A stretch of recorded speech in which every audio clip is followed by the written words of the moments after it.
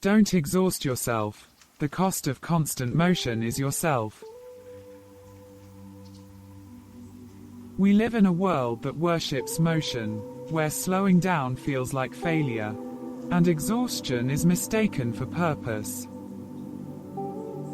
This is a story about the quiet price we pay for staying busy, the emotional and spiritual debt hidden beneath our routines. At work, at home, in our endless effort to hold everything together, something inside quietly unravels. This is what it feels like to live unconsciously, and what it costs to come back to yourself. The economy of emotion. Man is not destroyed by suffering. He is destroyed by suffering without meaning. Viktor E. Frankl. The city hums like a machine that never rests. My inbox is already awake.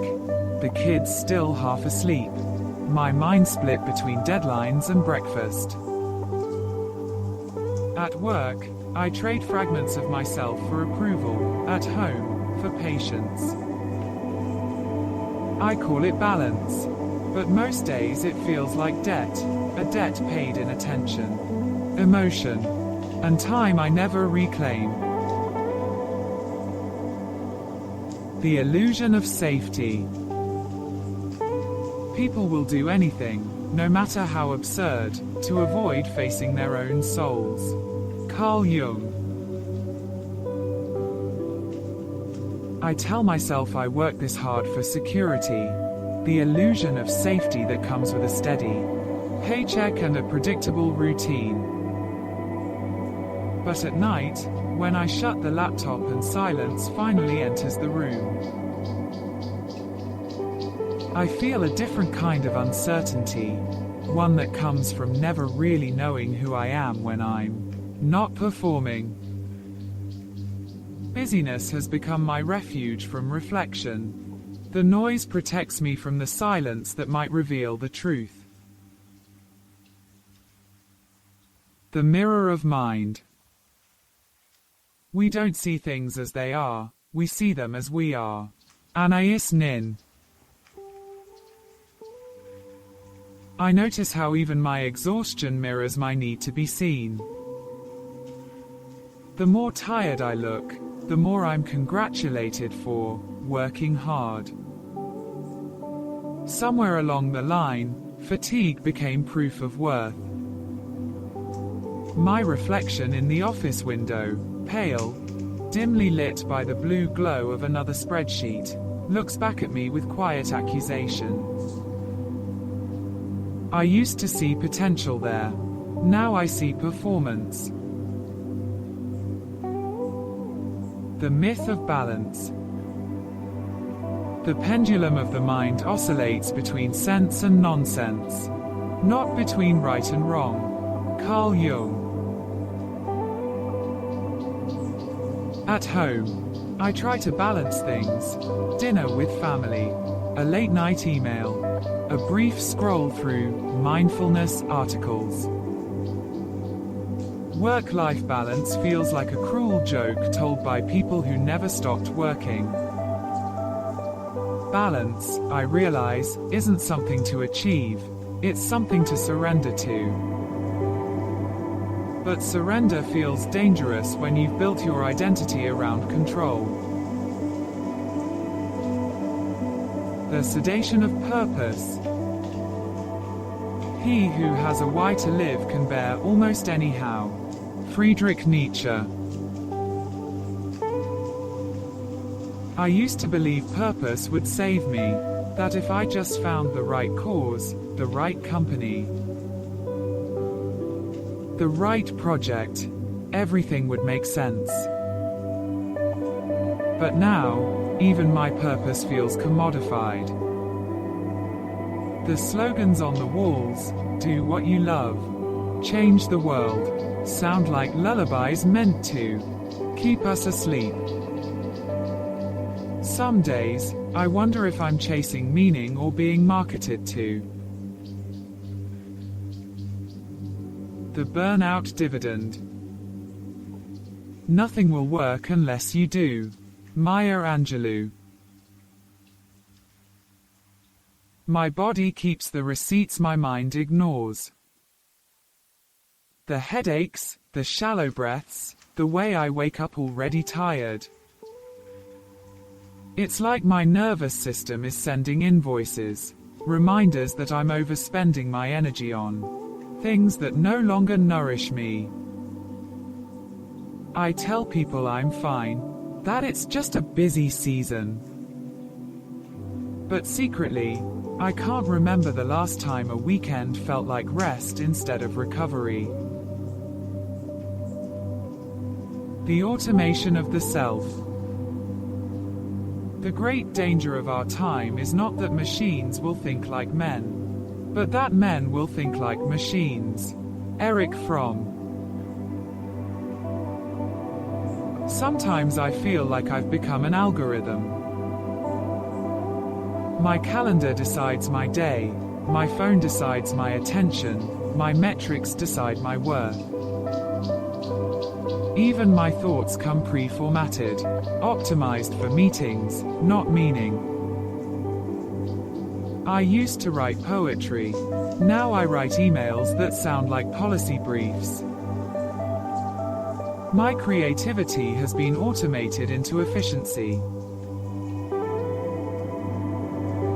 The invisible transaction.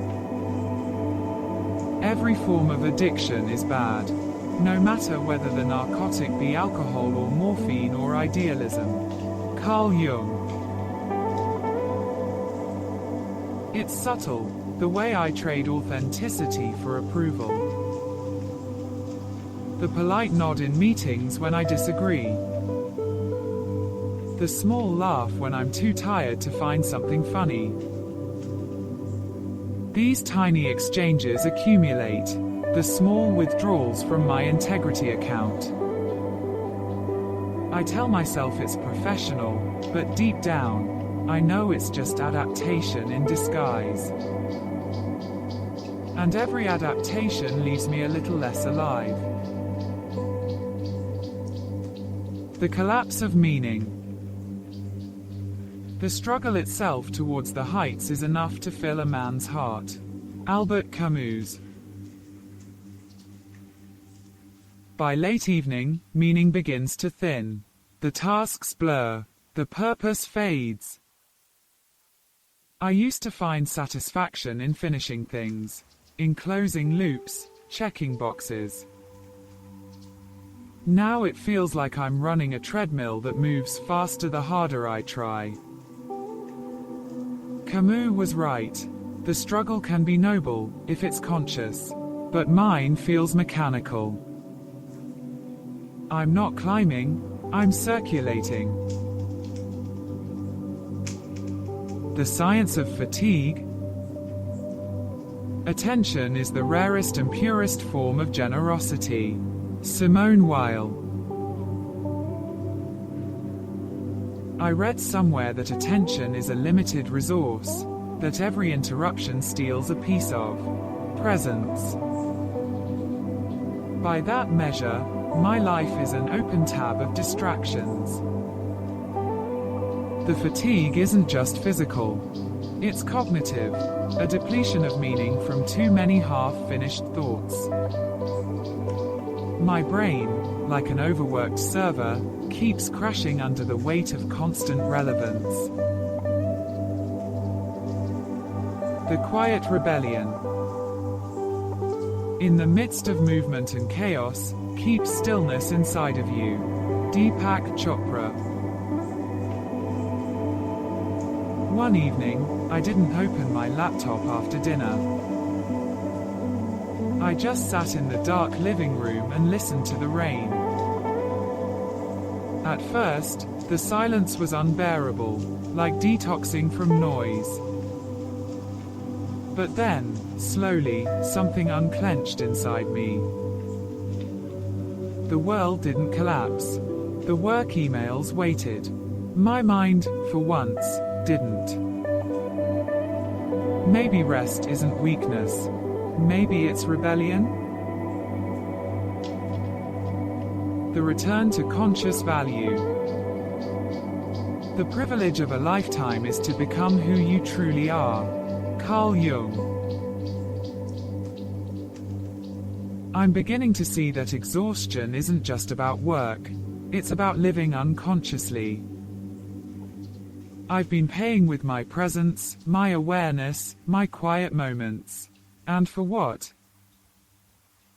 To feel valuable in a system that measures everything except aliveness. So now, I'm learning to value differently. To spend attention where it grows something real, a conversation, a breath, a pause. Conscious living costs more upfront, but it pays in truth.